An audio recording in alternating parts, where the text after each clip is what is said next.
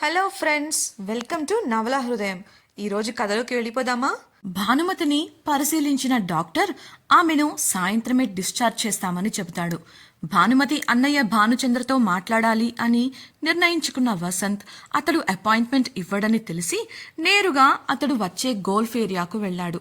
భానుచంద్ర తనకు భానుమతికి ఎటువంటి సంబంధం లేదని స్థిరంగా చెబుతున్నప్పటికీ వసంత్ వినకుండా తన తల్లిని కాపాడుకోవడానికి తమకు నిజం తెలియాల్సిందే అని పట్టుపడతాడు. భానుమతి ప్రాణాలు కాపాడుకోవాలి అన్న వసంత్ మాటకు భానుచంద్ర నొసలు ముడిపడ్డాయి. ఏమీ మాట్లాడకుండా సూటిగా వసంత్నే చూస్తూ నిలబడగా, నిన్నటి తేదీకి అమ్మకు ఏంటి సంబంధం అని ప్రశ్నించాడు వసంత్. ఆ ప్రశ్నతో ఆలోచనలో పడ్డాడు భానుచంద్ర. మా అమ్మ ఆరోగ్యం పాడవుతుంది. మీ జాలి కోసమో లేక ప్రేమను పొందడానికో మీకు ఈ విషయం చెప్పడం లేదు. మాలా రోడ్డున వదిలేసిపోయిన పిల్లల్ని, పెద్దవాళ్ళని ఎందరినో చేరదీసి మాకు ఏం కావాలో తెలుసుకుని మరీ ఇచ్చేది మా అమ్మ. కానీ ఆవిడ మనసులో ఏం ఉందో మేము ఇన్నాళ్లుగా తెలుసుకోలేకపోయాం. తన గతం తనను చిత్రవద చేస్తోంది. ప్రతిసారి ఇదే తారీఖున తను ఆస్పత్రిలో అడ్మిట్ అవుతోంది. ఒక అన్నలా కాదు, ఒక మనిషిగా తన గతం గురించి నాకు చెప్పండి ప్లీజ్. చేతులు జోడించి భావోద్వేగంగా భానుచంద్రను అడిగాడు వసంత్. ఎవరికీ తలవంచని, ఎవరి దగ్గర చెయ్యి చాచని వసంత్ తన ముందు ఇలా నిలబడటం చూసి ఆశ్చర్యపోయాడు భానుచంద్ర. దాంతో తనకు తెలిసిన విషయాలను వసంత్తో పంచుకున్న భానుచంద్ర, ఇంతకు మించి తన గురించి వేరే ఏ విషయం నాకు తెలీదు. అన్నీ తెలిసింది మా నాన్నగారికి మాత్రమే. కానీ ఆయన ఇప్పుడు లేరు. నిన్నటి తేదీకి ఆమెకు ఏం సంబంధమో కూడా నాకు తెలియదు. ఇకపై ఈ విషయంగా నాకు ఎదురుపడకు స్థిరంగా చెప్పి అక్కడి నుంచి వెళ్ళిపోయాడు. ఛ, ఇంకెవరని అడిగితే తెలుస్తుంది అని ఆలోచిస్తూ నిలబడిపోయాడు వసంత్. కారణం, భానుచంద్ర చెప్పిన వివరాలలో భానుమతి తమతో ఉన్నప్పుడు ఎలా ఉండేది అని మాత్రమే చెప్పాడు. అలాగే ఆమె అనుకోకుండా ఓ రోజు వెళ్ళిపోయిందని, తిరిగి 2 సంవత్సరాల తర్వాత తిరిగి వచ్చింది. కానీ అప్పటికే ఆమెపై ఉన్న కోపం కారణంగా వారు ఆమెను ఇంట్లోకి రానివ్వలేదని చెప్పాడు. అలాగే ఆమె కూడా తమ దగ్గరకు రావాలని ప్రయత్నించలేదని, కేవలం తమతో ఉన్నప్పుడు ఆమె కష్టంతో సంపాదించిన కొంత ఆస్తిని మాత్రమే తన తండ్రి నుండి తీసుకొని వెళ్లిపోయి తనకు తానుగా బ్రతకడం మొదలుపెట్టింది అని చెప్పాడు. ఈ పాటి వివరాలు కొంతవరకు వసంత్కు కూడా తెలుసు. కాబట్టి భానుచంద్రని కలవడం వల్ల ఎటువంటి ఉపయోగం లేకుండా పోయింది. ఎలా అయినా ఆ 2 సంవత్సరాలలో ఏం జరిగింది అని, అలాగే అసలు భానుమతి చెప్పకుండా అందరికీ దూరంగా వెళ్ళిపోవడానికి కారణం ఏంటని తెలుసుకోవడానికి తన మనుషులను పురమాయించాడు వసంత్. వారి నుండి అయినా తనకు ఉపయోగపడే వివరాలు రావాలని కోరుకుంటూ అక్కడి నుండి తిరిగి ప్రయాణమయ్యాడు. కిషోర్ భానుమతి దగ్గర ఉన్న కారణంగా వసంత్ ఆఫీసుకు వెళ్లి అక్కడి పనులన్నీ పూర్తి చేసుకుని సాయంత్రానికి భానుమతి ఇంటికి చేరుకున్నాడు. అతడు వెళ్లేసరికి భానుమతిని ఇంటికి తీసుకువచ్చాడు కిషోర్. ఇంట్లోని సభ్యులంతా భానుమతి చుట్టూ చేరి పరామర్శలు మొదలుపెట్టగా ఆవిడ అందరికీ సహనంగా సమాధానాలిస్తోంది. అంతమంది మధ్య ఉండటం ఆమెకు ఇబ్బందిగా అనిపిస్తుంటే చెప్పలేక మౌనంగా ఉన్న ఆమె అంతరంగాన్ని ఆమె గదిలోకి వస్తూనే పసిగట్టాడు వసంత్. భానుమతి పరిస్థితి వారికి వివరించి డాక్టర్ ఆమెను విశ్రాంతి తీసుకోమని చెప్పారని చెప్పి అందరినీ బయటకు పంపించాడు. భానుమతిని విశ్రాంతి తీసుకోమని, ఇంటి వ్యవహారాలు తాము చూసుకుంటామని చెప్పి కిషోర్తో కలిసి బయటకు వస్తున్న అతడికి గుమ్మంలో ఎదురైంది మీనాక్షి. భానుమతి ఆరోగ్యం ఎలా ఉందో అన్న ఆందోళన మీనాక్షి కళ్ళల్లో కనిపిస్తుంటే, అమ్మ గదిలో ఉందాంటీ, వెళ్ళిరండి అంటూ ప్రక్కకు తొలిగాడు వసంత్. కంగారుగా భానుమతి గదిలోకి వెళ్లిన మీనాక్షి పీక్కుపోయిన భానుమతి ముఖం చూసి కన్నీళ్లు పెట్టుకుంది. ఆమెతో కూర్చొని కాసేపు మాట్లాడి ఇప్పటి ఆమె ఆరోగ్య పరిస్థితి కనుక్కొని జాగ్రత్తలు చెప్పి కళ్ళు తుడుచుకుంటూ బయటకు వచ్చింది. కిషోర్తో కలిసి ఇంటి వ్యవహారాల గురించి మాట్లాడుతున్న వసంత్ మీనాక్షి బయటకు రావడం గమనించి గబగబా ఆమె దగ్గరకు నడిచాడు. అతడు ఏదో అడగబోయినంతలో మీనాక్షి మాట్లాడుతూ, రేపొకసారి మా ఇంటికి రా వసంత్, మనం కలిసి మాట్లాడుకొని చాలా కాలమైంది అంటూ కార్ ఎక్కి వెళ్ళిపోయింది. తాను అడగాలన్న విషయాలకు బహుశా రేపు ఆవిడ నుండి సమాధానాలు దొరుకుతాయని అనిపించి వెళ్లిపోతున్న కారును చూస్తూ నిలబడిపోయాడు వసంత్. ఆలోచనల్లో మునిగిపోయిన వసంత్ ఫోన్ రింగ్ అవ్వడంతో తేరుకున్నాడు. కాల్ శిశిర నుండి కావడంతో లిఫ్ట్ చేసిన అతడిని భానుమతి ఆరోగ్యం గురించి అడిగి తెలుసుకుంది శిశిర. ఆ తరువాత భానుచంద్రను కలిసిన విషయం ఏమైందని అడగగా తాను తెలుసుకున్న విషయం చెప్పి మీనాక్షి రేపు మాట్లాడాలని చెప్పినట్లు చెప్పాడు. నిట్టూర్చి, అలాగా, నేను కూడా ఓసారి మిన్ను ఆంటీతో మాట్లాడి చూడనా, లేదంటే నన్ను కూడా మీతో రమ్మంటారా అని అడిగింది శిశిర.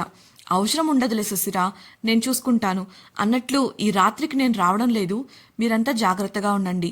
ఇంట్లో అలీ ఉంటాడు మీకు తోడుగా, నేను కిషోర్ ఇక్కడే ఉండబోతున్నాం అని చెప్పగా అత్తయ్యకు తోడుగా ఉండటానికి రమ్మంటారా అని అడిగింది శిశిర.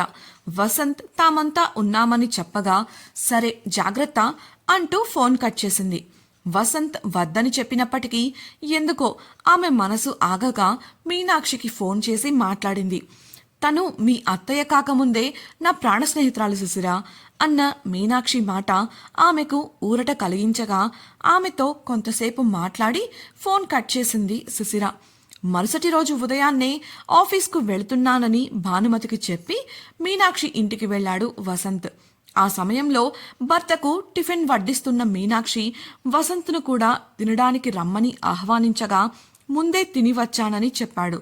మీనాక్షి భర్త వసంత్ వంక నవ్వుతూ చూస్తూ, మాతో కూర్చోవడంలో నీకు ఇబ్బంది ఉండదులే మిస్టర్ వసంత్, భానుచంద్ర స్నేహితుడనే కాని మీ అమ్మ స్నేహితురాలికి భర్తను కూడా, నాకు మీ అమ్మకు మధ్య ఎటువంటి సమస్యలు లేవు అని చెప్పగా మొహమాటంగా వారితో కలిసి కూర్చున్నాడు వసంత్. మీనాక్షి భర్త పేరు శ్రీహరి. అతడికి భానుచంద్రకు మధ్య మంచి స్నేహం ఉంది. ఆ స్నేహం కారణంగానే వసంత్ శ్రీహరితో మాట్లాడటానికి సంకోచించాడు. కానీ ఇప్పుడు అతడే స్వయంగా ఆహ్వానించగా వారి దగ్గరకు వెళ్ళాడు వసంత్. తింటూనే మీనాక్షి వంక చూసిన శ్రీహరి, నువ్వు భానుమతి గతం గురించి తెలుసుకోవాలని ప్రయత్నిస్తున్నట్లు తెలిసింది వసంత్. నాకు తెలిసిన ఒక విషయం చెబుతాను, బాగా గుర్తుపెట్టుకో. భానుచంద్రకు తన చెల్లెలు భానుమతి, అదే మీ అమ్మ అంటే ప్రాణం, అమితమైన ప్రేమ. కానీ అతడిలో మీ అమ్మ పట్ల ఉన్న ద్వేషానికి ఆవిడ మాత్రం కారణం కాదు. కొన్నిసార్లు అయిన వాళ్లు కట్టే కళ్ళగంతలను మనం తెలుసుకోలేం. అటువంటి స్థితిలోనే ఇప్పుడు భానుచంద్ర మరియు అతని కుటుంబ సభ్యులు ఉన్నారు. పేర్లు చెప్పలేను కానీ దీనంతటికీ కారణం ఆ ఇంట్లోనే ఉన్నవాళ్లు. ఆ పొరలు తొలగే వరకు మీ అమ్మకు కొన్ని సమస్యలు తీరవు. ఇకపై నీ ఇష్టం అంటూనే తినడం పూర్తి కావడంతో చెయ్యి కడుక్కోవడానికి వెళ్ళిపోయాడు అతడు. సగం సగంగా వివరాలు చెప్పేసరికి ఆలోచనలో పడ్డాడు వసంత్. శ్రీహరి మీనాక్షికి బాయ్ చెప్పి ఆఫీస్కు వెళ్ళిపోగా టిఫిన్ ముగించి సోఫాలో కూర్చున్నారు వసంత్ మీనాక్షిలు. వసంత్ మీనాక్షి ఏం చెబుతుందా అని ఆసక్తిగా చూస్తుంటే మీనాక్షి అతని వంక చూస్తూ, భాను విషయంగా నేను నీకు చెప్పగలిగిన విషయం ఒకటుంది. తను ఆస్పత్రిలో చేరిందని తెలిసాకే నాకు ఆ విషయం గుర్తొచ్చింది. ఇది నీకు ఉపయోగపడుతుందో లేదో నాకు తెలియదు కానీ చెప్పాలనిపించింది అని అంది. మీరు ఎలాంటి చిన్న విషయమైనా సరే నాతో చెప్పండి ఆంటీ. నాకు అమ్మ గతం గురించి తెలుసుకునే ఏ వివరమైనా సరే చాలా ముఖ్యం, ప్లీజ్ అని వసంత్ అనగా చెప్పడానికి సిద్ధపడింది మీనాక్షి. నేను భాను మా చిన్నతనం నుండే స్నేహితులమని నీకు తెలుసు కదా. భాను మొదటి నుండి చాలా చలాకీగా ఉండేది. మేం కాలేజ్ చదివే రోజుల నుండే మా వెంట చాలామంది అబ్బాయిలు ప్రేమ అంటూ వెంటపడేవారు, ముఖ్యంగా భాను వెంట.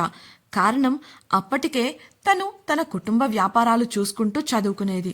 అప్పట్లో అబ్బాయిలంతా తన చూపు ఒక్కసారి తమపై పడినా చాలు అనుకునేవారు. కానీ భాను అవేవి పట్టించుకునేది కాదు. కానీ ఒకే ఒక్క అబ్బాయి ఆ పద్ధతిని పూర్తిగా మార్చేశాడు. అలా అని అతడు భానుమతి వెంట పడలేదు. ఎప్పుడూ చదువుపై దృష్టి పెడుతూ తన పని తాను చూసుకుంటూ ఉండేవాడు. తను సంపాదిస్తున్న డబ్బు నుంచి కొంత మొత్తాన్ని కాలేజీలో పేద విద్యార్థుల కోసం ఖర్చు చేసేది భాను. అలా ఒకసారి ఆ అబ్బాయి ఫీజు కట్టలేదని లేటుగా కట్టడానికి పర్మిషన్ కోసం ప్రిన్సిపల్ గది దగ్గర నిలబడి ఉండగా భాను అతన్ని చూసింది. అప్పట్లోనే పార్ట్ టైం ఉద్యోగం చేస్తూ చదువుకుంటాడని, శ్రద్ధ కలిగిన వాడని ప్రొఫెసర్ల ద్వారా మాకు తెలుసు. అతడిపై భానుకు సదభిప్రాయం ఏర్పడింది. ఆ రోజు భానునే స్వయంగా అతని ఫీజు కట్టింది. ఆ విషయం తెలిసిన అబ్బాయి కొన్నాళ్ల తర్వాత భాను కార్ దగ్గర ఎదురుచూస్తూ కనిపించాడు. భాను పట్టించుకోకుండా వెళ్తుంటే ఆపి ఆమె చేతిలో డబ్బులు పెట్టాడు. అదేంటంటే, నా శ్రమతో నేను చదువుకోగలను, మీ దగ్గర ఉంటే ఇంకొకరికి ఉపయోగపడుతుంది అని చెప్పి వెళ్ళిపోయాడు. అతని నిజాయితీ, ఆత్మవిశ్వాసం భానుకు బాగా నచ్చాయి. 1 సంవత్సరం సునామీ బాధితులకు సేవలు అందించడంలో భాగంగా కలిసి పనిచేయడం వల్ల వారిద్దరి మధ్య మంచి అనుబంధం ఏర్పడింది. అప్పటి నుండి మంచి స్నేహితులయ్యారు. కానీ కాలేజ్ అయ్యాక అతడు కనపడలేదు. ఆ తరువాత సంవత్సరానికే భాను వెళ్ళిపోయింది. నువ్వు భానుచంద్రను అడిగిన తేదీకి భానుకు ఏం సంబంధమో తెలియదు, కానీ ఆలోచించి చూస్తే తను గతంలో కనిపించకుండా వెళ్ళిపోయింది సుమారుగా ఈ సమయంలోనే. బహుశా తన వాళ్లను వదిలి వెళ్లి తప్పు చేశానన్న భావం ఆమెను కృంగతీస్తూ ఉండొచ్చు అంటూ చెప్పడం ముగించింది. ఇంతకీ ఆ వ్యక్తి ఎవరు? భానుమతి గతానికి ఆ వ్యక్తికి ఏదైనా సంబంధం ఉందా? మీనాక్షి చెప్పే వివరాలు వసంత్కు ఉపయోగపడతాయా? భానుమతి గతంలో ఏం జరిగింది తెలుసుకోవాలనుకుంటున్నారా? అయితే ఛానల్ను సబ్స్క్రైబ్ చేసి వసంత శిశిరం రాబోయే ఎపిసోడ్స్ తప్పకుండా వినేయండి. అలాగే మీకు ఈ వీడియో నచ్చినట్లయితే లైక్ చేసి మీ సన్నిహితులకు షేర్ చేయండి. మీ అభిప్రాయాలను మాతో పంచుకోవడం కోసం కామెంట్ సెక్షన్లో తెలియజేయగలరు. ఇట్లు మీ నవలా హృదయం team. Thank you for listening.